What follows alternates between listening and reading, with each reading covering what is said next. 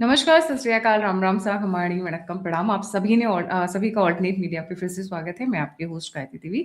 हमारे साथ जुड़े हैं नवरूप सिंह जी। खबर तो सभी ने सुनी होगी, न्यूज सुनी होगी, एनालिसिस हम करेंगे कि यूएस ईरान की पीस डील हो गई है। इस पीस डील के पीछे वैसे आईआरजीसी ने मैंने जो अभी लास्ट 2 घंटे पहले फॉलो किया था, सिग्नेचर से पहले काफी बड़े बड़े बयान आए थे। पता नहीं सिग्नेचर्स उन्होंने एक्चुअली किए हैं, अभी भी होल्ड पे हैं। और इजराइल का स्टेटमेंट बड़ा दमदार है। और इन सबके जो सबसे बड़ा मोटिवेटिंग फैक्टर है, क्योंकि Navroop ji comes from a legal background and also he covers financial economy very well. तो हम फाइनेंसेस की बात करेंगे। बहुत ही मजेदार गेम हो रही है। कतर कुछ पैसे भेज रहा है, यूएई कुछ पैसे भेज रहा है, सब ईरान को पैसे भेज रहे हैं। यूएस भी बोल रहा है भैया तुम $300 बिलियन ले जाओ, कोई टेंशन नहीं है, बस खोल दो स्ट्रेट ऑफ हॉर्मुज। यूएस और पैसे दे दे, सवाल ही नहीं उठता है। सबसे कंगले लोग हैं, सबसे कंजूस लोग हैं दुनिया के। Navroop ji, very warm welcome on the show. ये thank you. US ji, US Iran peace deal का क्या एक्चुअली हो रहा है, उस पे आते हैं। Over to you ji. Okay, so पहले तो बात है कि कल बेरूट में हमला हुआ। उन्होंने ट्रंप ने बोला नेतन्याहू को भी तुम क्या कर रहे हो। फिर उन्होंने what the F R you doing, और उसके बाद फिर उन्होंने वांस को डाला, गालिबाफ से बातचीत करी जो स्पीकर थे, और कल रात को इंडिया टाइम डील की अनाउंसमेंट आ गई। पूरी वर्ल्ड की सारी कंट्रीज ने वेलकम किया। London, UK, France, Italy, India, gulf. Only one country है अपोज विच इज जिसने किया है, वो है इसराइल। ठीक है, अब इसराइल ने जो ये ऑपोजिशन करी है, वहां पे बहुत जबरदस्त ऑपोजिशन आ रही है कि भैया हमारे स्ट्रेटेजिक इंटरेस्ट पूरे के पूरे दाव पे लग गए हैं।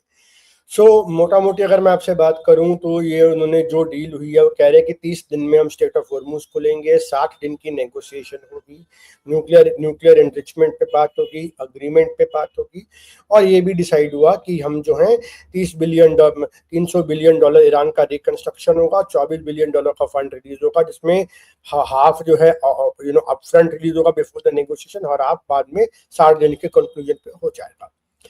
अब ऑलरेडी इंटरेस्टिंगली बात यह है कि कल जब ईरानियंस ने बोला कि भैया अगर इजराइल ने मारा लेबनान को तो अब हम भी मारेंगे, तो अमेरिका ने डोनाल्ड ट्रंप दौड़ा दौड़ा कर नहीं नहीं नहीं बस बस बस ये काम मत करना, ये काम मत करना, आपको पैसे दिए थे, चुप कर जाओ, ठीक है, ये काम मत कर। नहीं, ईरान ये यूएस की क्या इतनी मजबूरी हो गई जो वो इतने बेवफा हो गए इसराइल से? हाँ, तो अब ये खबर आई कि पहले खबर बता दो, मिला देता हूँ कि एक अमीराती जेट 8 तारीख को बोइंग 737 वो गया तेहरान से, अबू धाबी से तेहरान, और वो $3 बिलियन लेके गया है। ठीक है ड्रॉप साइट नाम की हैंडल पे ये आया है। ये हफ्ता दे रहे थे, वसूली दे रहे थे, असैसिनेशन ना करो इसके लिए, किस लिए दे रहे थे $3 बिलियन? ये एमिरातीज पिछले एक हफ्ते से दोबारा से बात कर रहे हैं ईरान से। ठीक है, और ये वही एमिराती थी जिसको सबसे ज्यादा टारगेट ईरान ने किया। Dubai became the largest target. ठीक है, तो दे रियलाइज कि भाई he is Iranians are capable of hitting any time and every time। उन्होंने देख लिया कि भाई ईरान ने जो हफ्ता पहले जो इजराइल पे दोबारा हमला किया, तो उन्होंने डेमोन्स्ट्रेट करा दिया कि भैया हम अपने ओन पे भी मार सकते हैं, तुम मारो यार, तुमने हमारे इंटरेस्ट को मारोगे तो हम मारेंगे। क्योंकि ईरान के पीछे चाइना और रशिया की पूरी बैकिंग है ना, तो वो लगे हुए हैं, वो डट के खड़ा हुआ कि मैं नहीं हटूंगा पीछे से। इस दौरान ये भी बात आई गायत्री जी की कतर ने $6 बिलियन दिए। 9 बिलियन हो गए अभी तक टोटल। हाँ, 9 बिलियन तो आ चुके हैं, तो टेक्निकली अगर आप रियलाइज करो 24 में से 9 तो पहुंच चुके हैं। ठीक है, 24 में से 9 और ये पहुंच चुके हैं। कतर था जिसने मीडिएशन कराई है इस बार, और राष्ट्रपति ट्रंप ने एयरफोर्स वन पे ओपनली बोला कि आई thank Qatar for this mediation. Pakistan नहीं है इस बार कतर है। ठीक है, तो देयर इज अ चेंज, और डील इस्लामाबाद पे साइन नहीं होगी, डील जिनीवा में साइन होगी। अच्छा, तो न्यूट्रल टेरिटरी पे, न्यूट्रल टेरिटरी। ठीक है, बट इसकी सबसे बड़ी चीज मतलब यही है कि पहली बात तो ये एमओयू है। कतर ने इसलिए इनको पैसे दिए बिकॉज कतर कहता है देख भाई, मेरी जो रास लफान जो गैस पे तूने मारा साउथ पास पे, भैया मत मार मेरी, ठीक है, मेरी लग जाएगी। ठीक है, तो ये ईरानियंस ने कहा ठीक है नहीं मारेंगे, बट एक शर्त पे है कि तुम गैस की प्रोडक्शन बंद करो। ये वॉल स्ट्रीट जर्नल ने रिपोर्ट किया कि कतर ने ईरान के कहने पे अपनी गैस प्रोडक्शन कम करी वर्ल्ड ओवर, ताकि प्राइसेस जैकअप हो सके और वेस्टर्न कंट्रीज पे प्रेशर पड़े कि वो डी एस्केलेट करें। नहीं तो हम यहाँ से फिर से कतर को मारेंगे। हाँ, so this was a strategy very well played where the regional countries like Saudi Arabia, जिन्होंने चाइना की मदद ली ईरान के साथ मांडवानी करने के लिए कि हमारे पे हमला मत करना, ठीक है, जो वो लोग दे देंगे, ठीक है, कतर ने मांडवानी कर ली, यूएई भी अंत तक आते थे मांडवानी पे, उतर आया पैसे दे दो, चुप कर जाओ, ठीक है, मत करना ये काम। So what is everyone achieved, मुझे तो ये समझ में नहीं आता ये हुआ क्यों, चला क्यों। और ये मैं डील के ज्यादा नहीं जाऊंगा, बट ट्रंप ने दो दो मेन मुद्दे बोले आज कि न्यूक्लियर एनरिचमेंट को मैं लोएस्ट मिनिमल लेवल पे रखूंगा जहां से इनका सिविलियन न्यूक्लियर प्रोग्राम होगा। अब मुझे एक चीज बताओ गायत्री जी, JCPOA जो 2015 में ओबामा में इन्होंने साइन किया था, ओबामा ने सबका डील करी थी, उसमें 3.67% था। अगर ये उसी पे स्टिक ऑन करेंगे तो फिर खाया पिया क्या और गिलास थोड़ा बड़ा ना, गए क्यों थे, ठीक है।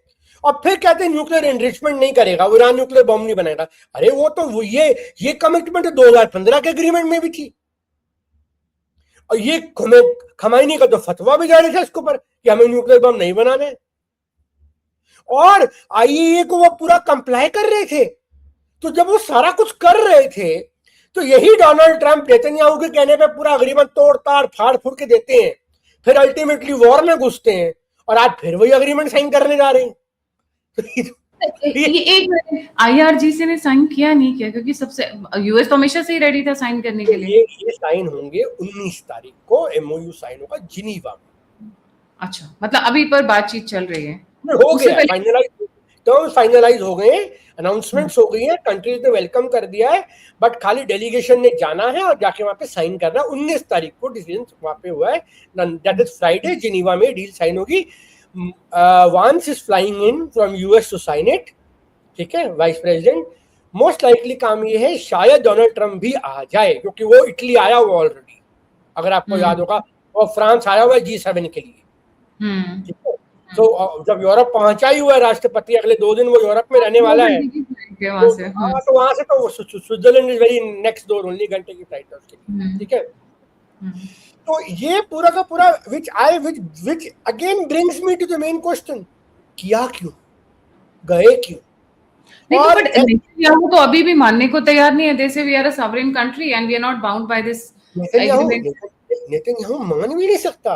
देखो गायत्री जी, आपको अब आपको, आप जैसा आपने शुरुआत करी कि ऐसा क्या हुआ कि वो बेवफा बन गए, ठीक है, डोनाल्ड ट्रंप बेवफा हो गया, ठीक है, इजराइल के लिए। यहाँ पे ना गायत्री जी बहुत दो बहुत सिंपल फंडे मैं आपको बताता हूँ। यूएस की अलग प्रॉब्लम है, इजराइल की अलग प्रॉब्लम है। यूएस की प्रॉब्लम ये है कि यूएस यहाँ पे होर्मुज को कैलकुलेट करके नहीं घुसा, होर्मुज बंद, वो सबसे बड़ी स्ट्रेटेजिक मिस्टेक नंबर 1, कि ईरान ने 2 दिन में अंदर वो होर्मुज बंद कर दिया, तमाशा बच गया, बर्बादी आ गई। At the same time US Trump की 2 मेन प्रॉब्लम्स है। ट्रंप की सबसे बड़ी प्रॉब्लम ये है कि उसकी मिड टर्म्स आ रही है, इलेक्शन आ रही है, उसने रिपब्लिकन पार्टी को बचाना है, नहीं तो वाइप आउट हो जाएगा। और अगर वाइप आउट हुआ यूएस में वो रिपब्लिकन पार्टी, अगर ये सेनेट भी, हाउस तो ये हार रहे हैं, अगर ये सेनेट भी हार गए तो ट्रंप इम्पीच हो जाएगा, और पूरा इम्पीच हो जाएगा, मतलब राष्ट्रपति को जाना पड़ जाएगा। नहीं, पर अगर नेतन्याहू से दगाबाजी की तो भी इम्पीच हो जाएगा, क्योंकि पैसा तो वही लगाते हैं। मैं वही तो बता रहा ना, अब खेल देखो इसका, ठीक है। दूसरी चीज इसकी सबसे बड़ी ये है कि इनके पास सबसे बड़ी प्रॉब्लम ये है कि ये जो दुनिया को तेल सप्लाई कर रहे हैं ना, जापान, साउथ कोरिया को, होर्मुज से तो तेल बंद, ईरानियन तेल बंद है, आधी फैसिलिटीज खत्म हो चुकी हैं, यूएई का लिमिटेड है, सऊदी का लिमिटेड है, कितना अब कंट्रीज की डिमांड बहुत ज्यादा है, तो आप कैसे जाएगा।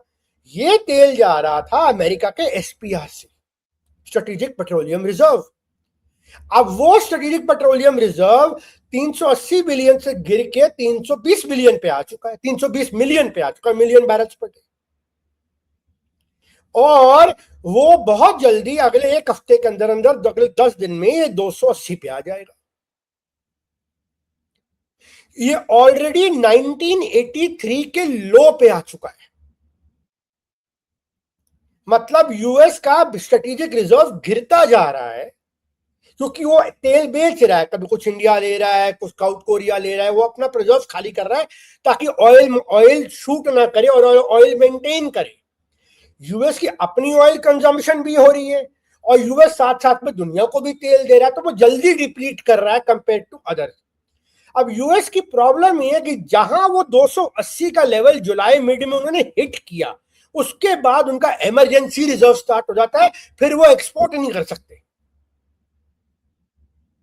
क्योंकि वहां से अगर विड्रॉल चालू किया तो आपका जो पूरा सिस्टम है वो शट डाउन कर देगा। बिकॉज पाइप्स को मेंटेन करने के लिए जो बॉडी में एक मिनिमम ब्लड प्रेशर चाहिए होता है खून को रन करने के लिए, वैसे पाइप्स को रन करने के लिए मिनिमम ऑयल का प्रेशर चाहिए।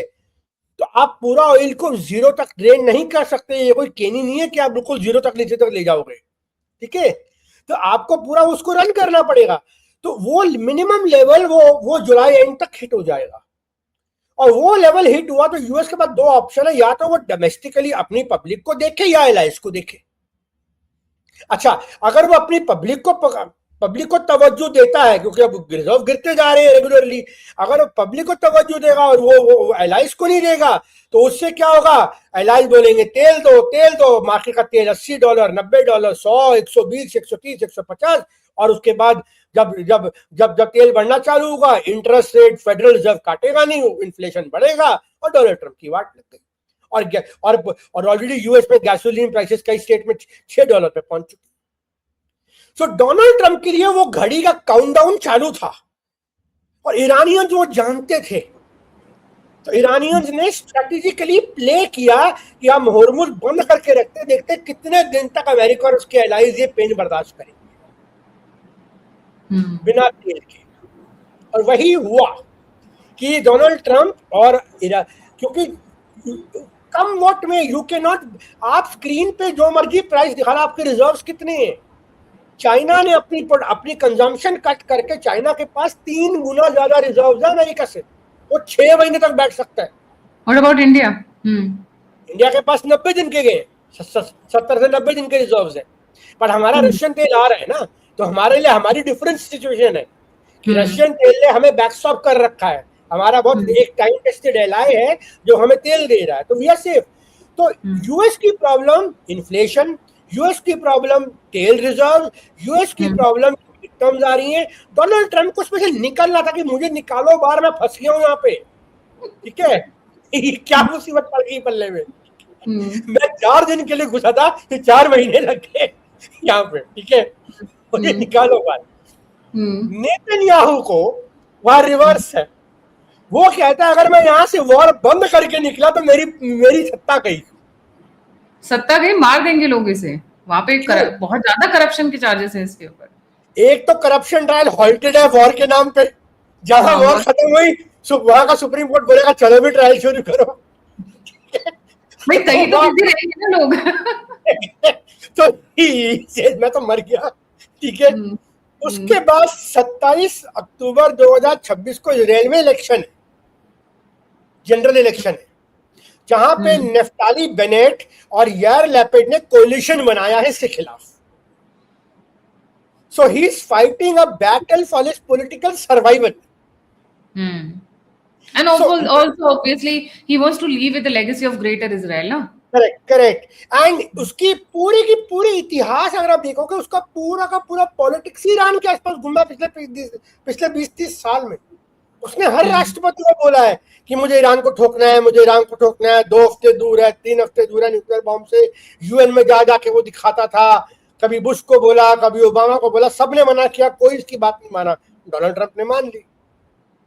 अब जहां पे ना सत्ता परिवर्तन हुआ, ना रिजीम चेंज हुआ, ना खमैनी की जगह दूसरा खमैनी आ बैठा, उनकी मिलिट्री के पास आज भी प्रोवेस है। यूएस की अपनी इंटेलिजेंस कहती है चाइना रशिया ने उनको पूरा पैक कर रखा है, ठीक है।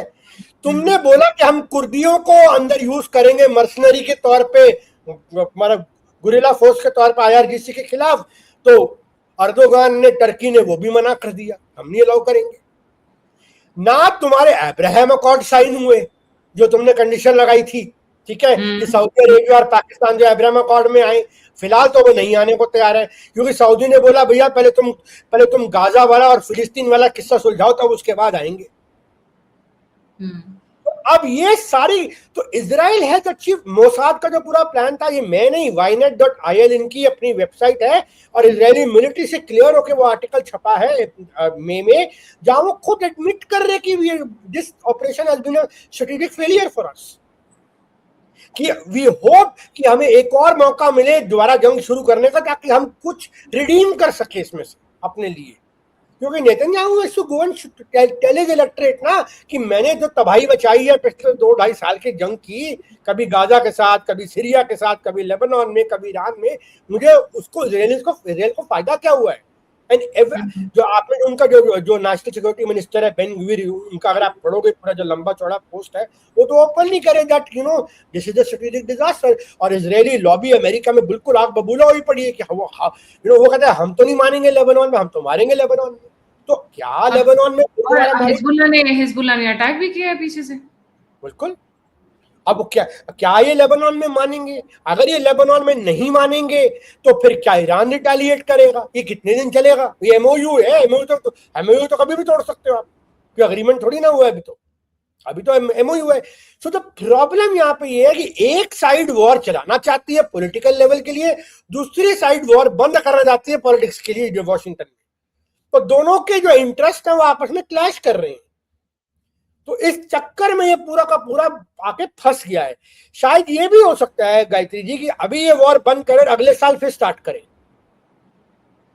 इस साल भी स्टार्ट कर सकते हैं, अभी 6-7 महीने बाकी है, 2 महीने का ब्रेक देखिए। एक बार मिड टर्म निकल जाए ना, उसके बाद ये फिर ट्रम्प के ऊपर से वो इलेक्शन की तलवार निकल जाती है, लेकिन उसके बाद फिर अगली प्रेसिडेंशियल इलेक्शन आ रही है साल भर के अंदर प्राइमरी शुरू हो जाएंगी, तो वो भी नहीं।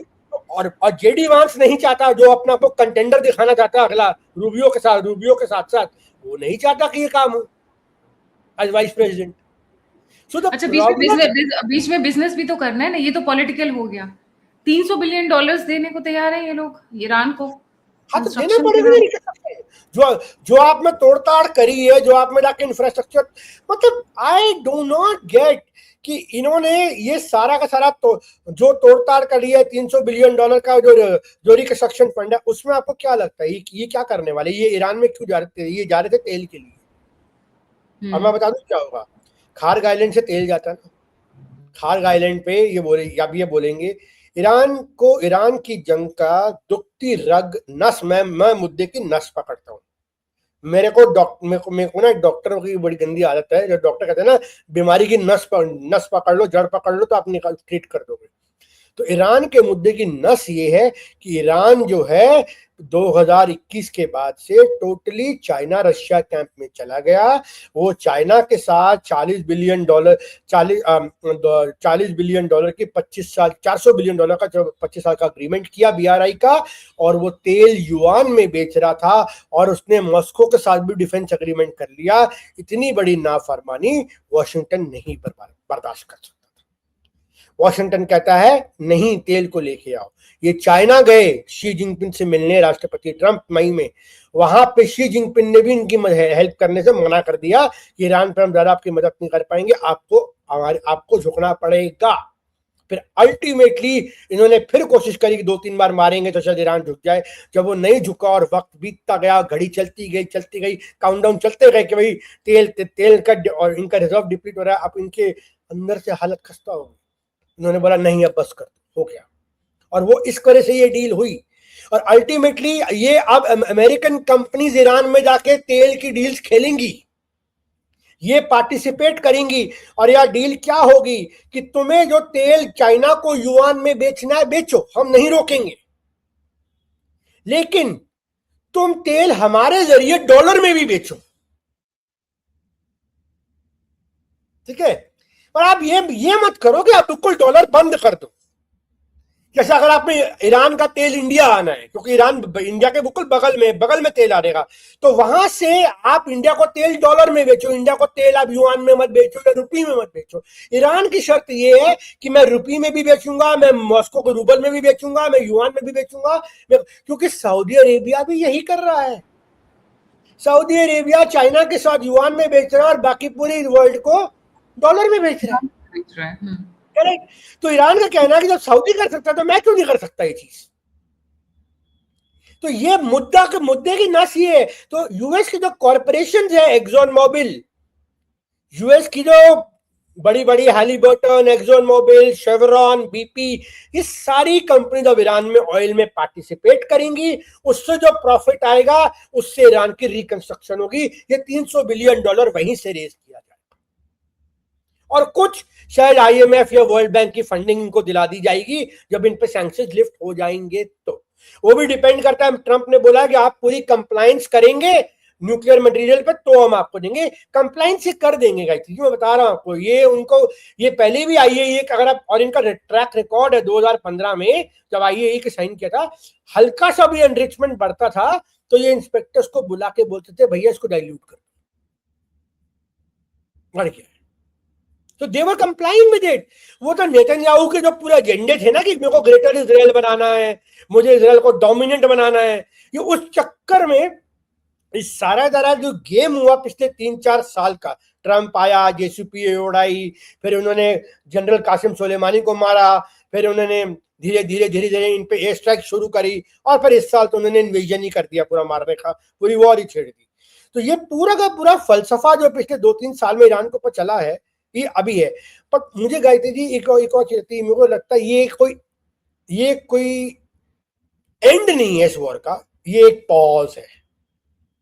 मे भी 6-8 महीने के अंदर अंदर फिर दोबारा एक और धारावाहिक का एक अगला एपिसोड आएगा। सीजन 2 आ जाएगा, नहीं तो सीजन 2 आएगा। सीजन 3, 1 तो चला गया ना, 2 था, 3 आएगा। अभी सीजन 3 आएगा, इसके बाद अगले साल आएगा।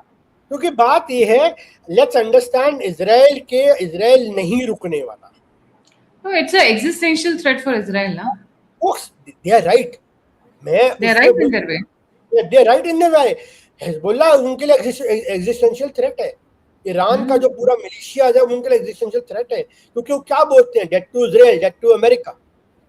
चलो अमेरिका तो बहुत दूर बैठा है, वहां तो वो पहुंच नहीं पाएंगे। इजराइल तो बगल में है। इजराइल तो बगल में है। तो इसीलिए इजराइल के लिए जब तक ये मुल्ला रिजीम तेहरान में कायम है, ये थ्रेट कायम है, और ये वॉर कभी भी दोबारा छेड़ सकती है। That is the whole thing. But overall इसके implications बहुत बड़े होंगे, क्योंकि इसमें नेतन्याहू की सत्ता पे पड़ेगा। अब मेरे को लगता है अब ये मुद्दा अब किस साइड जाएगा, क्या ये प्रोटेक्ट पीस की तरफ जाएगा या वॉर की तरफ जाएगा दोबारा, ये डिसाइड करेंगे आने वाली 2 इलेक्शंस। एक तो इजराइल की इलेक्शन नेतन्याहू की, दूसरी इलेक्शन होगी आपकी यूएस की मिड टर्म्स की। अगर रिपब्लिकन हार गए और डेमोक्रेट जीत के आ गए, तो उन्होंने इस आदमी को काम नहीं करने देना है। उन्होंने इसकी जान पे आफत ला देनी है। रोज इंक्वायरियां बिठाएंगे, रोज बंदों को बुलाएंगे, आ जाओ आज बताओ तुमने एप्स्टीन फाइल्स में क्या किया, तुमने इसमें क्या किया, एफबीआई ने क्या किया, तुलसी गैबार्ड ने क्या किया, काश पटेल ने क्या किया, हेक्सेट ने क्या किया, तुमने ईरान वॉर बिना ऑथराइजेशन के कैसे चला दी इतनी लंबी। ये इतनी इंक्वायरी करेंगे, इतने इम्पीचमेंट मोशन लाएंगे कि ये परेशान कर देंगे डोनाल्ड ट्रंप। इसका कोई एजेंडा पास नहीं होने देगा। तो ये जो सिचुएशन, और अगर ये सिचुएशन बन गई कि जहां नेतन्याहू भी हार जाता है, उसका पॉलिटिकल करियर में एक सेटबैक आता है या करप्शन ट्रायल में दिक्कत आ जाती है उसकी, और ट्रंप यहाँ हार जाता है, तो फिर पूरा साल के अंदर तो पूरा का पूरा इतिहास, पूरा सिचुएशन ही बदल जाएगी। एंड वेरी इंटरेस्टिंगली, आप पूछे थे ईरान को तबाह करने के लिए आपने उसको एक रीजनल पावर के तौर पे कन्वर्ट कर दिया। वो दुनिया के 20% के स्टेट को आज वो खोल रहा है, फिर वो दोबारा बंद कर सकता है। क्या करना क्या है, 4 ड्रोन मार रहे हैं, 4 मिसाइल मार रहे हैं, कहेंगे बंद। नहीं बेटा, एक चीज इन्होंने बड़ी जो अभी जो इस एग्रीमेंट के अंदर है, बिकॉज वो आगे फ्यूचर आने वाले भी सारे डिस्कोर्स में यूज होगा। इन्होंने कहा कि Oman and Iran can handle the straight of Hormuz, management इनके पास रहेगा, राइट? बिल्कुल।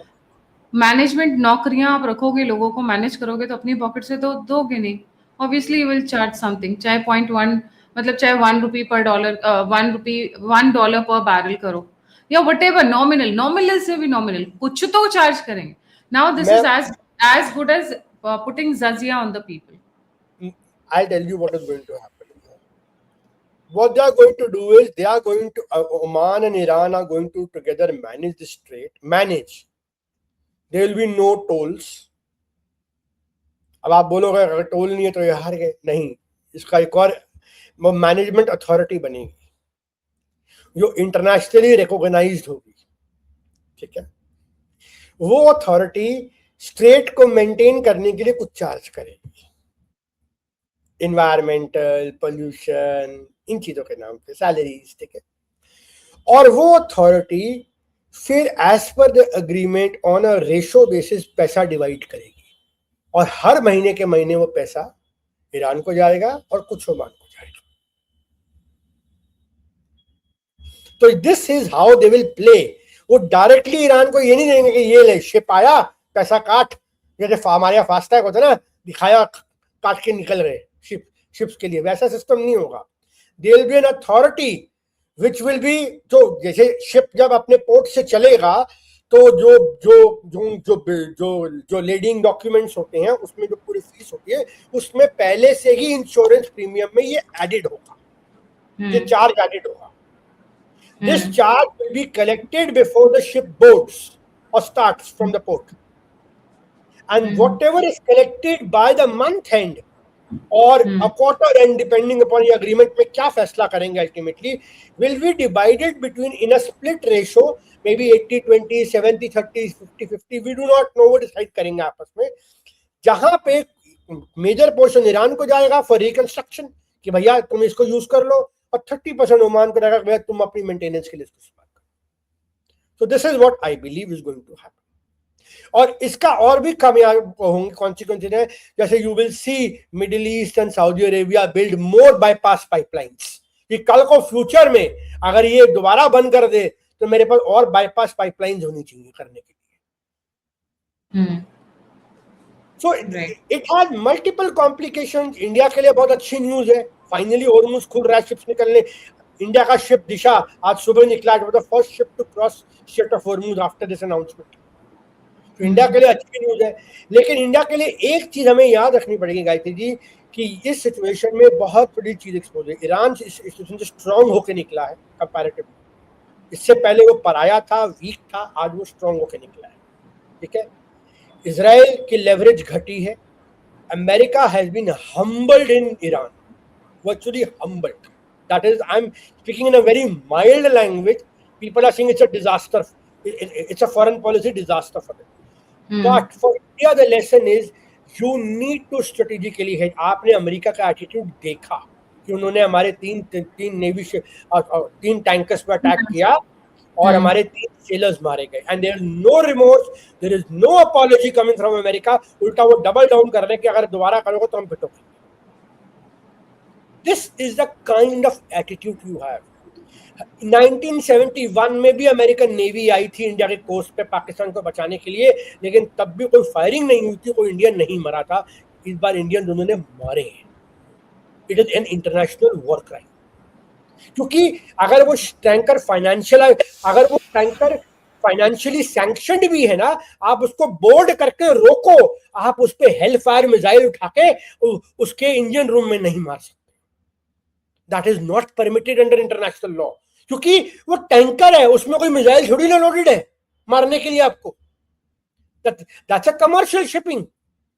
तो ये चीज इंडिया को भी अब सोच के चलना पड़ेगा that we cannot put all our eggs into American basket।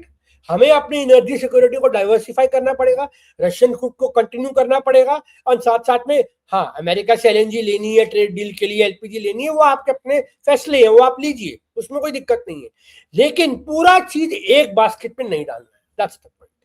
तो इसके रेमिफिकेशन बहुत होंगे आने वाले दिनों में, हमें पता चलेगा कि एग्जैक्टली क्या होता है और कैसे होता है इसका।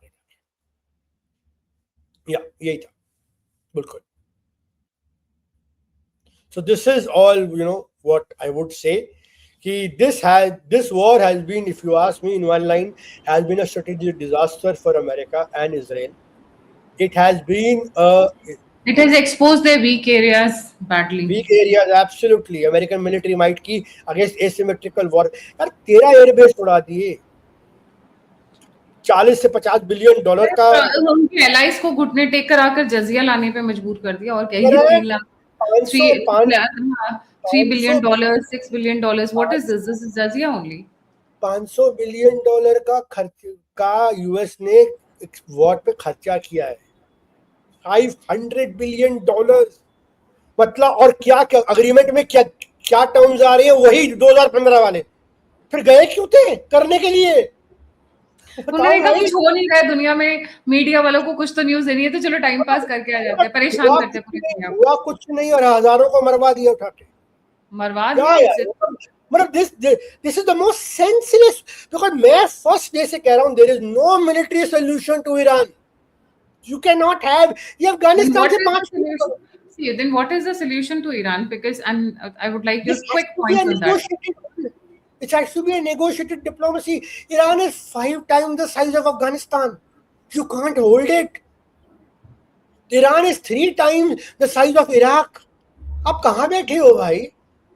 उनकी टोपोग्राफी देखो, जरगोब माउंटेन्स और वो डेजर्ट, वो उसमें वो आप घुस ही नहीं सकते। वो आप घुसे और आप मरे।